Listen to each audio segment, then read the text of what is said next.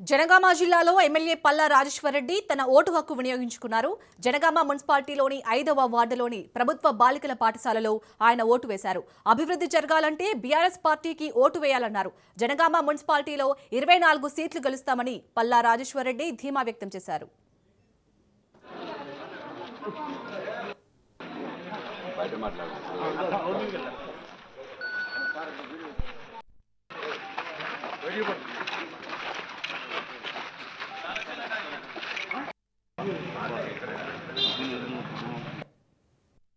మన ఓటు హక్కు పవిత్రమైనది, చాలా పవర్ఫుల్ కూడా.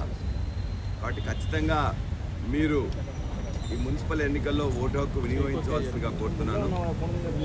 మన జనగామ జిల్లా రక్షించబడాలంటే, జనగామ జిల్లా అదేవిధంగా పట్టణాభివృద్ధి జరగాలంటే, జనగామ సుందరంగా మారాలంటే ఖచ్చితంగా కారు గుర్తు మీద ఓటేసి బీఆర్ఎస్ పార్టీ అభ్యర్థిని గెలిపించాల్సిందిగా మీ ద్వారా జనగామ పట్టణ ప్రజలను కోరుతున్నారు. 24 సీట్ల వరకు, అరౌండ్ 24 సీట్ల వరకు గెలుస్తామని చెప్పినాం.